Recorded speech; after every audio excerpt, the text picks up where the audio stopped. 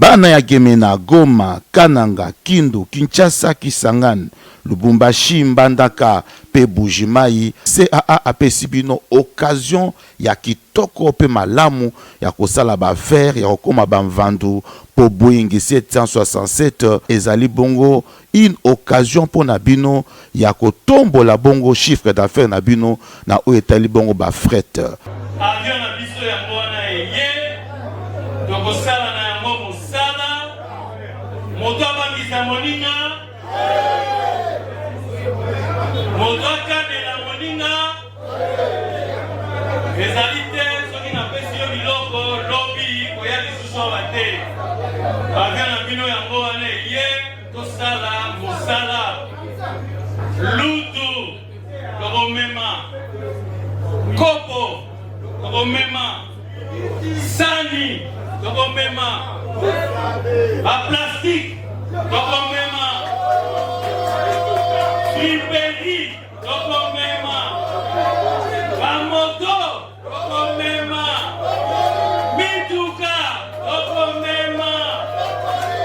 ebona nzela ya kananga bataba ya bomoi tokomema kumba pe tokomema.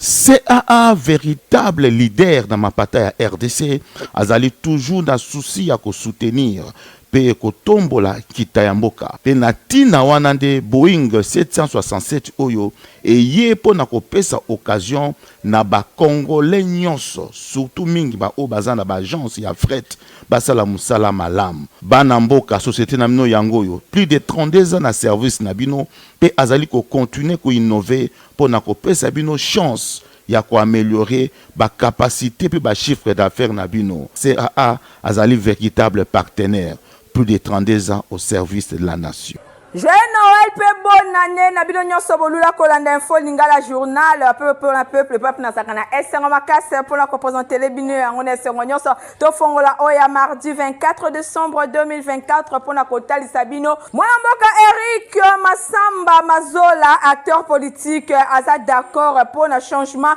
ya constitution bolanda ba détail et longola Stéphane Skandi. Mwana mboka Eric Masamba Mazola alobi boye constitution ya RDC ezali ko mériter changement pamba te pona ye bana ya Congo et si bazui maturité ya makasi pe bazali déjà capable ya kokumbela masolo ya état na bango. Eric Masamba Mazola a proposé 7 ans pona président de la République pe azala secondé et pas ya 3 topé 4 vice-présidents oyo bakobima na 4 régions linguistiques différents. Parlement national ya monocaméral, c'est-à-dire Sénat et Koufa, Assemblée nationale éthique à la moko, ba siège ezala équitablement représentatif en raison ya 25% par région linguistique. Yoka président pe ba députés nationaux bazala éli na suffrage indirect na ba éli direct ya base oyo bazali ba grand électeur. Loko la justice ezali fondation ya nation, acteur politique Eric Masamba Mazola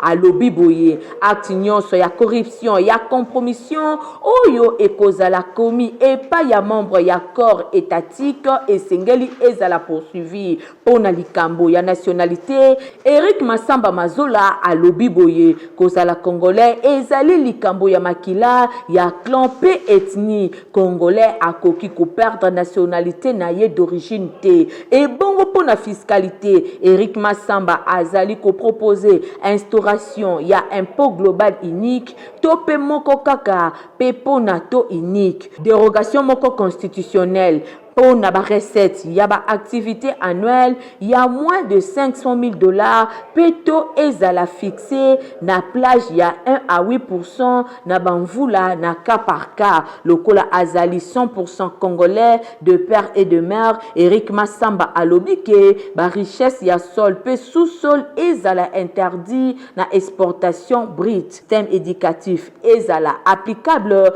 na des standards moko selon ba exigence internationale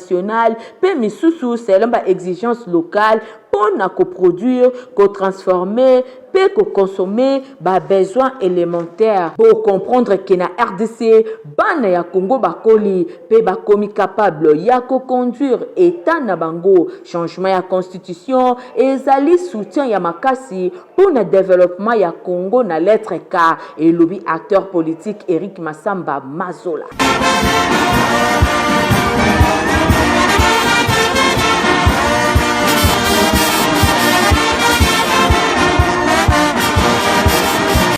Soutenance publique ya thèse ya doctorat et pas ya mwana mboka Yuma Kalema Stéphane na département ya sciences politiques pe administratif et salemaki weekend eleki kuna na université ya Kinshasa bola na ba détail elongo na Christian Kangebeni pe héritier Mapindemi. Après délibération à huis clos, le jury a pris la décision suivante. Monsieur l'assistant Stéphane Yuma Kalema a réussi avec la mention grande distinction. Vendredi 20 décembre 2024, na université ya Kinshasa, unikin na mokuse, na département ya sciences politiques, ne crème intellectuelle ya République démocratique du Congo, babakisa ki lisusu moko, ezali nani, Dr Stéphane Yuma Kalema, ye asalaki soutenance publique ya thèse na ye, ndenge kaka bozali komona, après ouverture ya audience na représentant ya recteur ya unikin, professeur Jean-Marie Kayembe, administrateur ya budget ya unikin. Après présentation ya dossier, ya assistant Stéphanas Yuma Kalema, na sima président ya jury professeur Mpiana Chitenge nde azwaki maloba pona kopesa nzela na lauréat du jour Stéphane Yuma Kalema oyo asalaki exposé ya thèse na ye na ndenge akosakana te. Thèse ezalaki intitulé bosimba décentralisation de la politique ou politique décentralisée en République démocratique du Congo de 2006 en 2022, théorie et pratique sociale de la volonté politique. Bondi Melanga na 25 minutes ya pamba, Dr Stéphane Yuma Kalema apalolaki yango na ndenge ya kosakana te. Bongo na sima eyaki mituna ya jury, batunaki mituna ya ndenge na ndenge pona kozabi ya nope ba réponse oyo esengeli epai ya nouvelle crème intellectuelle ya République démocratique du Congo, Dr Stéphane Yuma Kalema yepe apesaki ba réponse kitoko, atalisaki vraiment ke azana maîtrise ya thèse na ye. Nyonso elekaki vraiment kitoko. Bongo na sima ya ba réponse na ye, jury ba se retiraki mwangonga pona koya ko confirmer to koloba résultat nini oyo ba pesi epai ya récipiendaire. Bosimba tango jury azwaki maloba ezalaki mention grande distinction na esengo ya bato nyonso oyo bazalaki wana boyo kandenge balobi. Satisfaction nanga lelo ezali effort on nazali se rendre compte ki nazo sala ngo namonaki kaka mama na ndako ifasana musala na ye ya koteya bana ya kolakisa bana nzela ya losambo ya kopesa bango instruction ya bien po yango nde pe kozala retraite na ngai ya malamu pe ya solo eza kotikela bana ba million te ba immeuble te yango na nde kosala yo mais eza kotikela bana bonzambe et puis instruction ya malamu. Yemoko pe ere lauréat a précisé ki boye na micro ya Info Lingala. Décentralisation ni koloba que pouvoir ezala kaka à niveau ya Kinshasa te mutana na ici roazu problème ndele ezate et tout ça il faut baya kaka à Kinshasa. Décentralisation ezali que l'État à niveau central a payé sa moyen na ba province pour que ba se gérer makambu na bango ba problème na bango. Ce qui l'État pour ça ni pembeni ya population na ye a ko favoriser développement parce que yem taï ba priorité et puis ba cause un budget participatif. Bota to un problème boyé a to na 20 francs et ça a 80 francs ba kisambongo budget participatif ba to ba ko participer pour le développement. Bosimba pe boye ba ke Dr Stéphane Yuma Kalema a profité qui na occasion pour na ko remercier bato nyonso oyo ba soutenaki ye avant pe pendant préparation ya thèse oyo. Dr Stéphane Yuma Kalema, bon vent désormais docteur. Les soutenances des thèses de doctorat en sciences politiques et administratives est clôturée et levée. Na somo susuma simba ke parti politique Union Congolaise ya autorité morale Daniel Mukoko Samba bazala ki bongo na matinée politique weekend eleki na salle Naomi kuna na commune ya Mongafula Fabrice Lundombi héritier Mapindemi ba pesi bino ba détail. Sal Naomi na commune ya Mongafula et vibra ki weekend eleki na rythme ya matinée politique ya parti politique babengi Union Congolaise oyo ekambamaka epai ya autorité morale mwana mboka professeur Daniel Mukoko Samba bosimba ke ba cadre puis ba militant ya UCO bauta ki bisika na bisika bayaki na Sal Naomi ezalaki occasion pour na secrétaire général ya parti Dr Mwabi Tambwe Pris ye azwaki maloba pour na kolobela feuille de route ya Union Congolaise 2025-2026 et lokonini Union Congolaise a kani kosala a présenté qui yango na 4 points ya liboso balobi qui mise en place ya ba réforme administrative ya mibale mise en place ya stratégie ya implantation pe ya adhésion ya batwebele na kati ya parti UCO ya mise en place ya politique moko ya malonga pour na financement pe ya suka ezali mise en place ya politique ya odu na kati ya parti nyonso eleka ki vraiment kitoko nasima professeur Daniel Mukoko Samba autorité morale ya parti vice-premier ministre ya économie ye azwaki maloba pona kolobela politique actuelle ya mboka na biso depuis ye asimbi économie ya mboka bilembo yango wana ezali komonana a maîtriser inflation pe makambo nyonso ezali kotambola na ndenge ya kitoko nyonso wana ezali lokumu ya bana ya parti politique Union Congolaise boye ezalaki moment moko ya malonga vraiment ba membre pe ba militant nyonso ya UCO ba sepelaki na ndenge ya makasi tomonaki présence remarquée na milulu oyo ya Bridge Engali Obama Mfiri oyo azali bongo grand leader d'opinion na ville ya Kinshasa yepe na ngambu na ye a mobilisaki bato na ndenge ya kosakana te bautaki bisika na bisika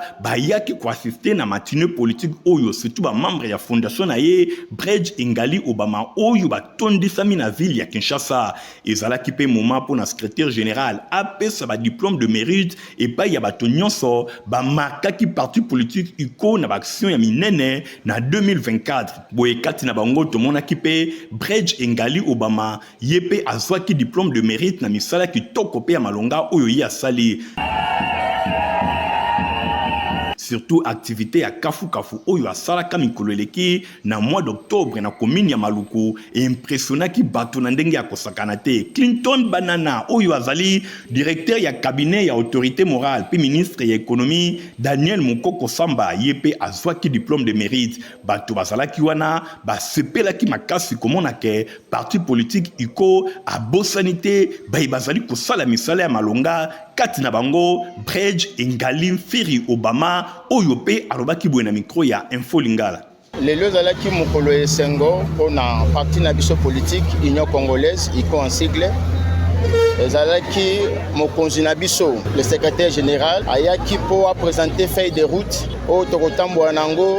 na année 2025 na 2026 ezalaki na présence ya autorité morale le professeur Dr Daniel Mukoko Samba mais nazalaki surpris na ituluku ya batu na ituluku ya ba cadre ngai nazala moto ya yambo o ba pesinga brevet ya mérite yango nazana esengo makasi na acte oyo irachi ya parti basali vis-à-vis na ngai et pesinga sous courage ya kosala musala malamu pe na ko continuer lisusu ko pesa de meilleurs de moi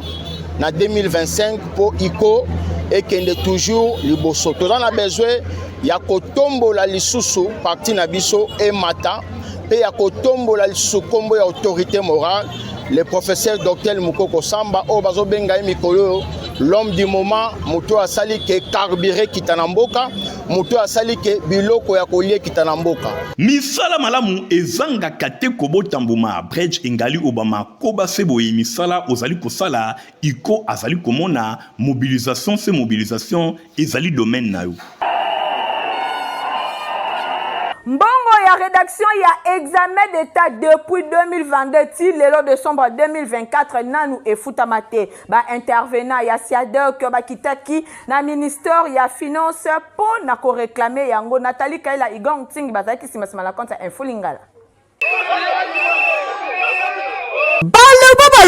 balobi bakolemba te, il faut solution emonana na likambo etali travail d'esprit na bango na o etali surtout rédaction et examen d'état depuis 2002 ti décembre 2024 baza kofuta mbongo na bango te, mosolo na bango ekangama anda baza kosala kaka ba rédaction correction ya ba épreuve ya suka ya mbula nyonso, mais solution eza kozwama te. Siadek balobi bango bakotika te titango solution ekomonana. Toya apona ko revendiquer ba droit na biso parce que article 26 ya constitution epesi biso ndakisato pouvoir ya koya ko réclamer. Sauf que ken article 38 na 38 na 39 ezolobela biso ezolobela liberté syndicale d'expression syndicale. Yango toya apona ko réclamer d'abord autant à peu près 7 ans d'impayement na wetali ba diplôme d'état tout ça. Apesa lelo so ba signer lelo te kokete. Quand ba beti so ma sasi lelo penza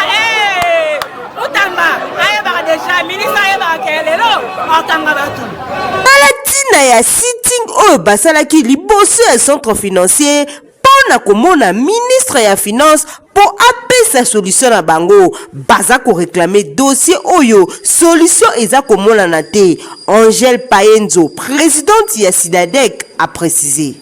balukaki nanu bayeba traçabilité ya ba DTO wana soki ekomaki awa to ekomi te, bamoni ke traçabilité ezali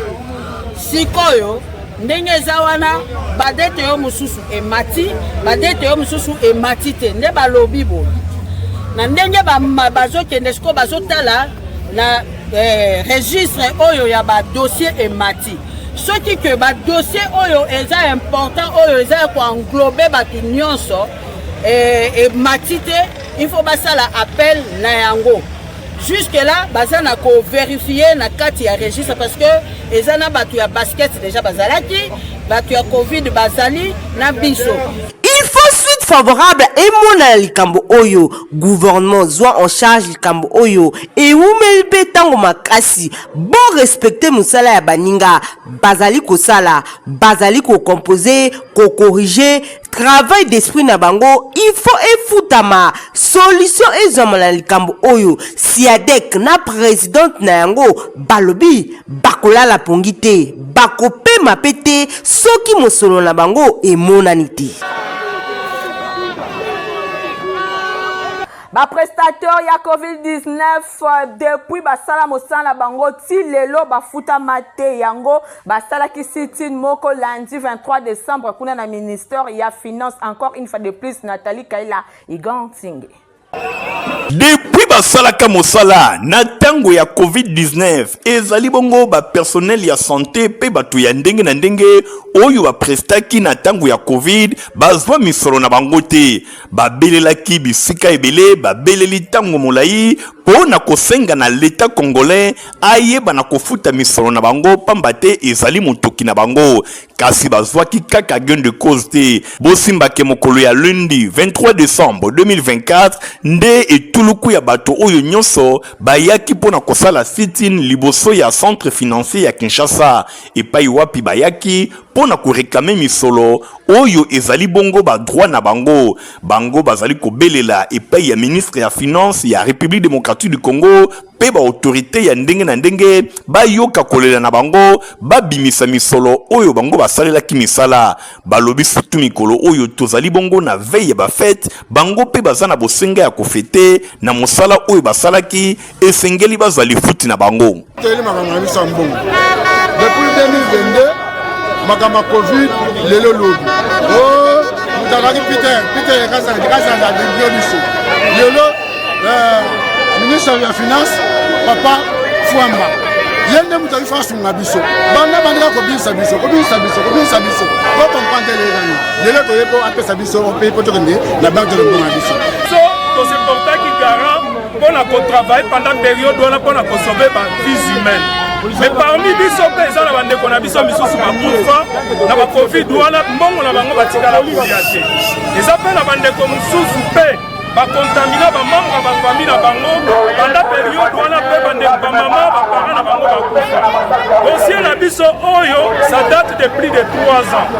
Tanzie que gouvernement ya République démocratique du Congo, nanzela ya ministère ya finance, bakosala makasi pona ko honorer bandeko oyo nyonso basalaka mosala moko ya makasi na tangu ya Covid. Ebele pe bazwaki ba risque ya ndenge na ndenge, misusu pe bazongisaki bomoi na bango kaka pona ko sauver ba vies humaines na tangu bato misusu bakimaki kosimba bato ya Covid, babombamaki na bandako kasi bango bazwaki ba risque pona kosala mosala esengeli vraiment bazala honorer l'état talaka ya bandeko oyo basalaka mosala na Covid na bamboka misusu histoire beta makalisusu te bazala déjà servi kasi na RDC basepeli kolia misolo ya bato ezali malamu te bofuta bango.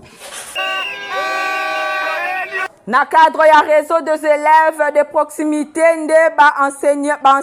ya ba école ebele bazwa ki bongo formation na complexe scolaire Mama Pemba école ya fondation Neron Mbungu bolanda reportage oyo Héritier Mapindemi la dit Landu basale libino.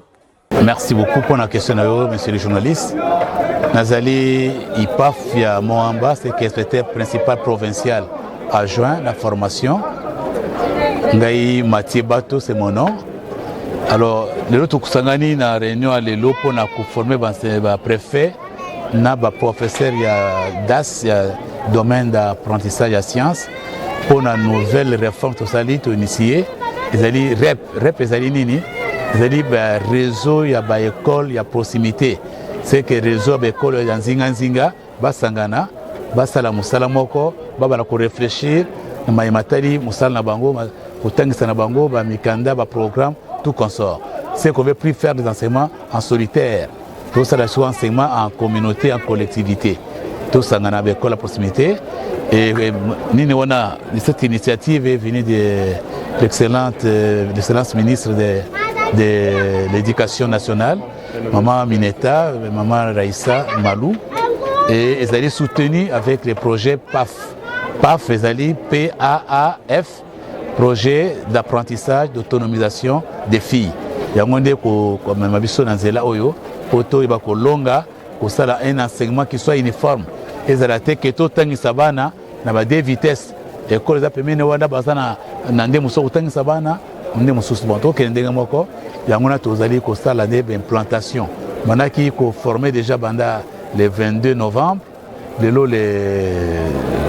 17, 18 décembre. Tous ont planté poule par poule. Voilà pour ça tout c'est là-haut.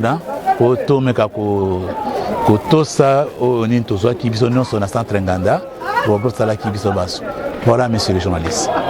Merci beaucoup, c'est vraiment une question qui mérite la réponse. Le choix de l'école, c'est par rapport à la capacité d'accueil d'abord.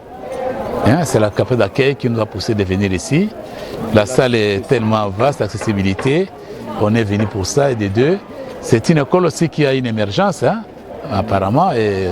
vraiment ça promet. Ça promet, il fallait des bonnes choses. Tout aussi à faire connaître ça, à faire, pas la promotion, mais à faire connaître cette école aussi. C'était un coin un peu caché, mais quand on est là, on vient tous ensemble, on peut voir l'école. C'est les choix, les choix. Merci. Ba élève ya coupé couture ya complexe scolaire Mama Pemba baza kozwa formation kitoko après 3 mois ya pamba bolanda ba résultat na monoko ya madame na bango. Liboso na bino tozana bana ya première année coupe et couture au banda ko benga lobby 3e année coupe et couture. Toyekolakisa ba réalisation tozo présenter ba réalisation au bana biso ba sali après 3 mois de cours au tozalaki na bango ensemble. Tant bayaki bayebaki absolument rien, mais lelo baza capable ya kotonga non seulement bilamba ya ba bébé, mais aussi bilamba ya ba taille personnelle et même de grande taille aussi, baza capable ya kotonga yango. Voilà binomo bomo na bana biso batongi ba robe dame français na droite nanga toza eza na bano batongi ba boubou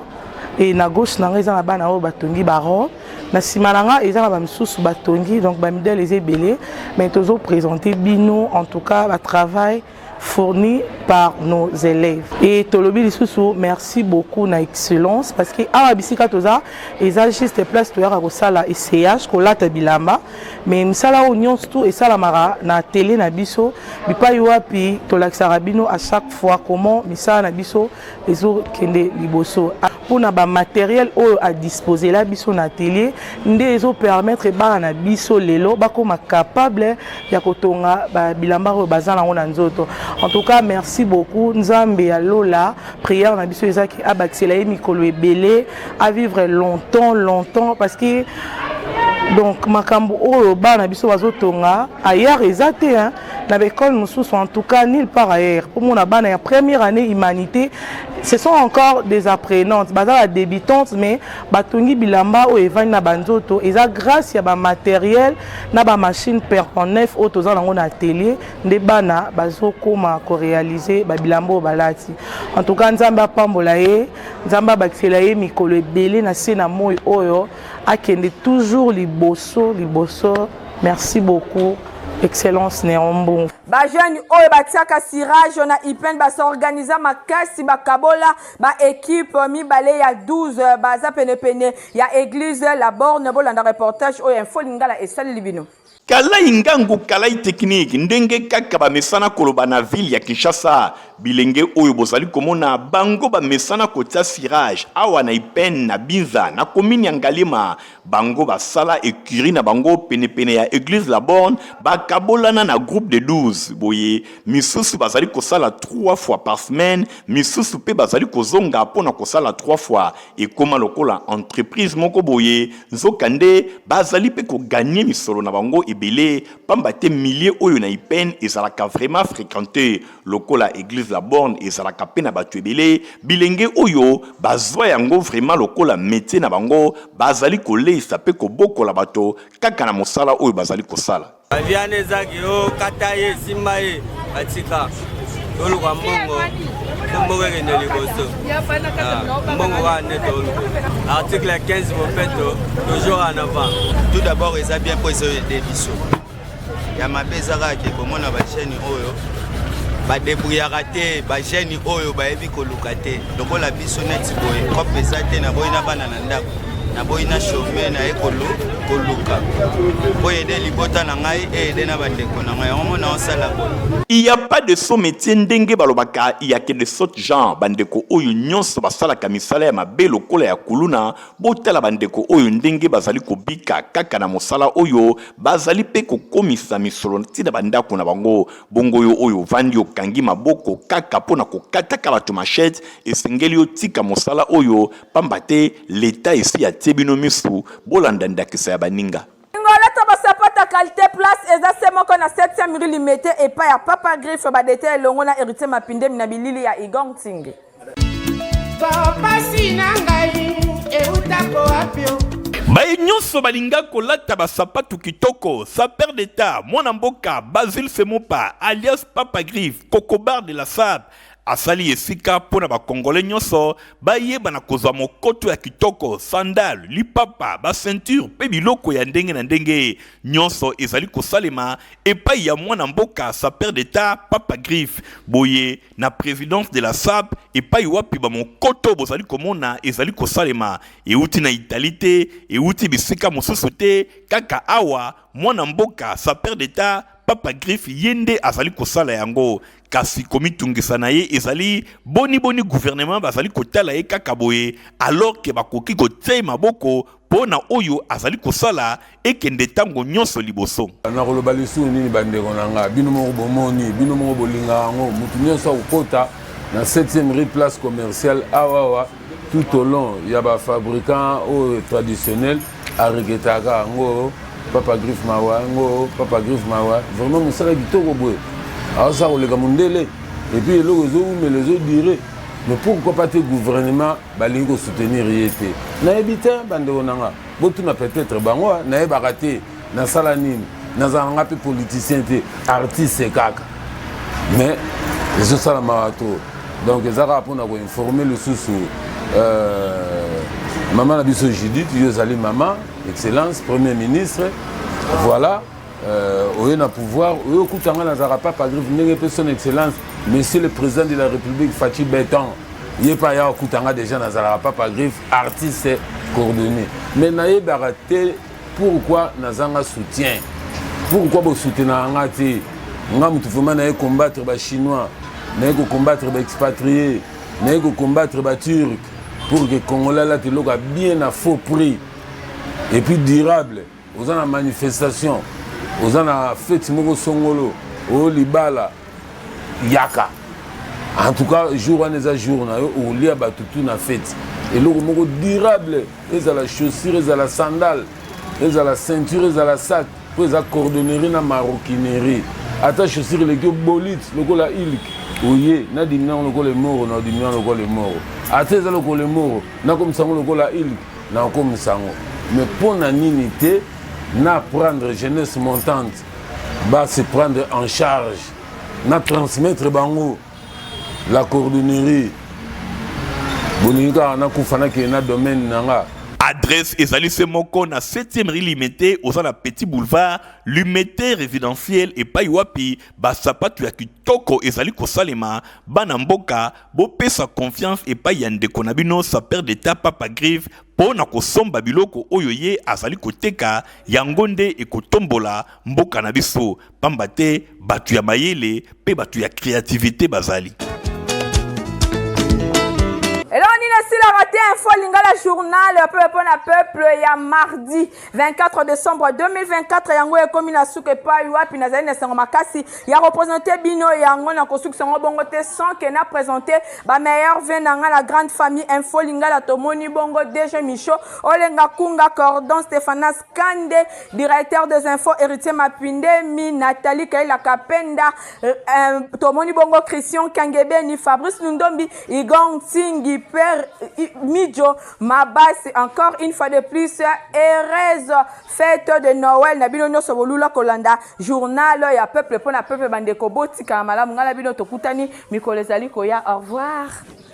Bana ya Gemena, Goma, Kananga, Kindu, Kinshasa, Kisangani, Lubumbashi, Mbandaka, pe Bujimai, CAA apesi bino occasion ya kitoko pe malamu ya kosala ba faire ya kokoma ba mvandu po Boeing 767 ezali bongo une occasion pour na bino ya kotombola bongo chiffre d'affaires na bino na o etali bongo ba fret. Avion na biso ya mwana ye tokosala na yango mosala moto abangisa moninga moto akabela moninga ezali te soki napesi yo biloko lobi koya lisusu awa te avion na bino yango wana ye tosala mosala lutu tokomema kopo tokomema sani tokomema baplastique tokomema friperi tokomema bamoto tokomema mituka tokomema ebongo na nzela ya kananga bataba ya bomoi tokomema fumba pe tokomema. CAA, véritable leader dans ma bataille à RDC, azali toujours dans souci à soutenir pe kotombola kitayamboka pe natina wanande Boeing 767 oyo et ye po na kopesa occasion na ba congolais nyonso surtout mingi ba o bazana ba agence ya fret basala musala malam bana mboka société na mino yango yo plus de 32 ans na service na bino pe azali ko continuer ko innover po na kopesa bino chance ya ko améliorer ba capacité pe ba chiffre d'affaires na bino. CAA azali véritable partenaire plus de 32 ans au service de la nation.